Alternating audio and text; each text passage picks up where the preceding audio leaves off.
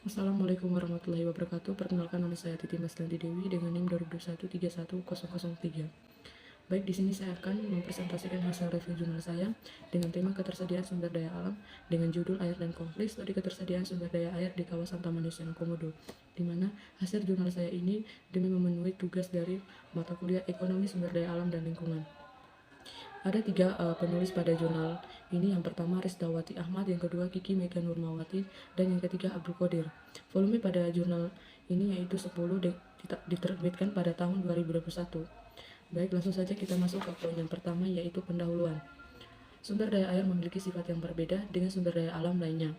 Hal ini dikarenakan air adalah sumber daya yang dapat diperbaharui dan mengikuti siklus hidrologi, sehingga sifatnya dinamis, yang secara alamnya berpindah-pindah serta mengalami perubahan bentuk. Fungsi air sangat penting bagi kehidupan makhluk hidup, yaitu untuk menopang dan membentuk suatu lingkungan serta cara hidup yang unik di sekitar sumber air. Pentingnya peran air ini menyebabkan hubungan antara manusia dengan air tak dipisahkan. Menurut peraturan Menteri Kesehatan Republik Indonesia nomor 416 garing Menkes garing per garing 9 garing 1990, air yang baik adalah air yang tidak berbau, berasa, dan juga tidak berwarna. Tentunya juga kadar bakteri yang ada pada air tersebut tidak melebihi batas yang ditentukan oleh petugas maupun institusi kesehatan. Jika kondisi air yang dimanfaatkan oleh masyarakat tidak sesuai dengan kriteria yang ditetapkan, maka dapat dikatakan bahwa air tersebut tidak layak untuk dikonsumsi.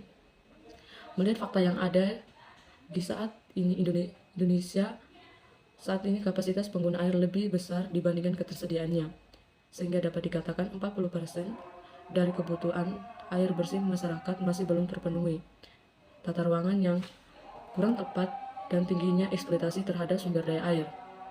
Ketersediaan air tawar sangat kecil dibandingkan dengan air laut, yaitu hanya sekitar 3% dari keseluruhan jumlah air di bumi. Padahal untuk memenuhi kebutuhan makhluk hidup, air tidak hanya dinilai dari kualitasnya, tetapi juga kuantitasnya. Namun, meskipun demikian, tidak jarang masih ada masyarakat yang tetap mengkonsumsi dan memanfaatkan air dengan kualitas yang rendah untuk memenuhi kebutuhannya. Penelitian yang berkaitan dengan kelangkaan air bersih sudah pernah dilakukan oleh beberapa peneliti. Peneliti ini sebagian besar mengkaji mengenai penyebab terjadinya kelangkaan air dan dapat aksi yang dilakukan oleh masyarakat untuk mengatasi kondisi tersebut. Permasalahan sejenis ini yang berkaitan dengan kelangkaan air bersih juga terjadi di kawasan Taman Nasional Komodo, Nusa Tenggara Timur. Terdapat dua pulau besar dalam kawasan Taman Nasional Komodo ini, yaitu Pulau Komodo dan Pulau Rinca. Meskipun telah ditetapkan sebagai daerah konservasi sumber daya alam yang berlabel Taman Nasional, kehidupan masyarakat yang tinggal di pulau ini masih belum banyak berubah. Keadilan sosial bagi seluruh rakyat Indonesia seperti yang dicita-citakan oleh dalam konstitusi masih belum tercapai. Kesejahteraan masyarakat lokal pun masih jauh dari apa yang diharapkan. Berbagai sistem dan regulasi seperti penetapan zonasi dengan membagi kawasan darat dan laut secara langsung atau tidak langsung berpengaruh terhadap akses masyarakat pada sumber daya alam yang dijadikan sebagai sumber penghidupan mereka. Berpijak pada kata konservasi, aset yang dimiliki masyarakat lokal seperti hutan, air, tanah, serta sumber daya lain dikuasai oleh negara mereka. Sumber daya alam yang berlimpah ternyata belum menjamin kesejahteraan masyarakat di kedua pulau tersebut. Timbal balik yang diberikan oleh negara kepada masyarakat di pulau ini tidak sebanding dengan sumber daya alam di wilayah mereka yang dimanfaatkan untuk industri pariwisata. Berbagai fasilitas yang menjadikan kebutuhan masyarakat belum terpenuhi secara maksimal, seperti ketersediaan air bersih.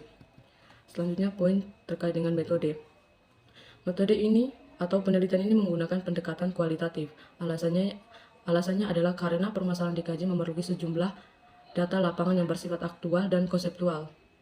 Penelitian ini dilakukan melalui dua tahap. Yang pertama, melakukan wawancara dengan beberapa pemangku kepentingan terkait seperti tokoh masyarakat, kepala desa, perangkat desa, komunitas adat, komunitas nelayan, dan pengusaha di bidang pariwisata.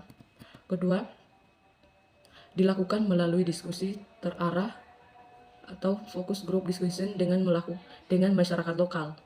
Waktu penelitian pada bulan Oktober sampai November 2020 di Pulau Komodo dan Pulau Rinca yang berada dalam kawasan Taman Nasional Komodo. Proses penentuan informan menggunakan teknik penentuan informan bertujuan.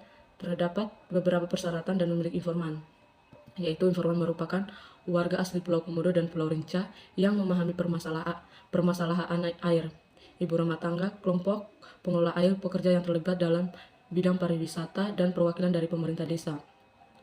Terdapat dua jenis data dalam penelitian ini, yaitu data primer dan data sekunder. Data primer diperoleh secara langsung di lapangan melalui proses observasi, wawancara, dan dokumentasi. Sedangkan data primer yang diperoleh berupa gambaran kehidupan sosial ekonomi masyarakat, gambaran ketersediaan air bersih di kedua pulau dan sistem pengelolaannya.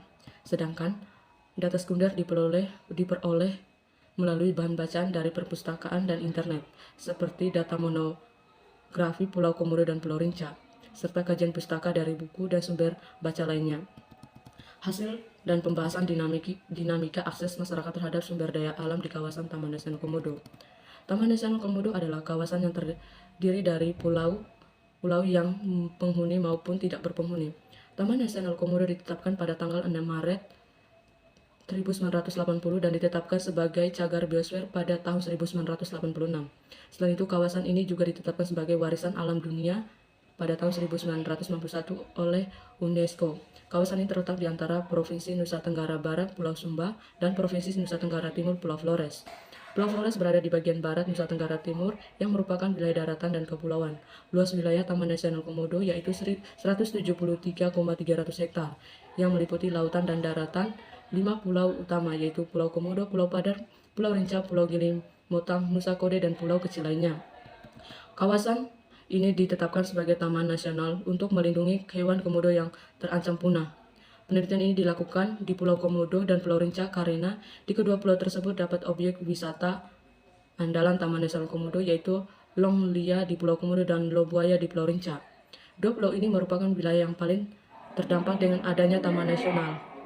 Sistem dan regulasi dalam pengelolaan pariwisata di Taman Nasional Komodo dijadikan oleh Balai Taman Nasional Komodo, yang merupakan unit pelaksana teknis yang berada di bawah pengawasan langsung Direktorat Jenderal Konservasi Sumber Daya Alam dan Ekosistem, Kementerian Lingkungan Hidup dan Kehutanan.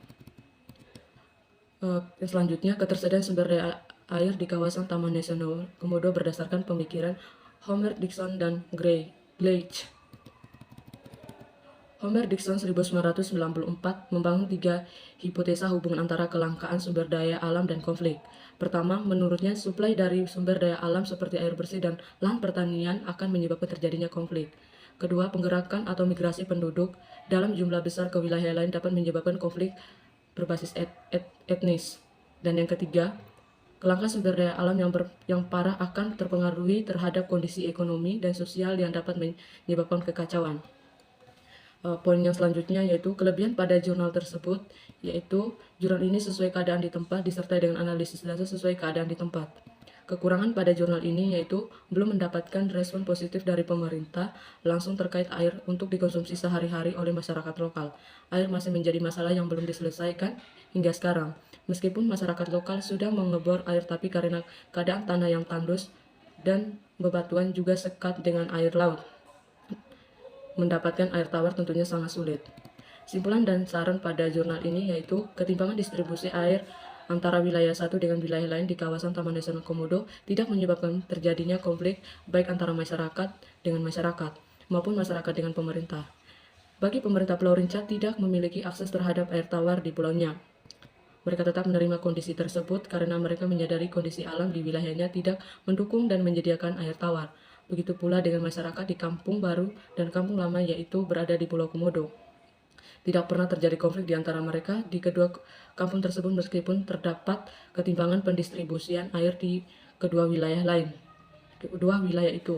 Hal ini karena nilai budaya masyarakat yang saling membantu dan gotong royong yang mampu menciptakan harmoni sosial di antara hubungan kedua kelompok masyarakat tersebut, di mana mereka saling berbagi air meskipun dalam keterbatasan.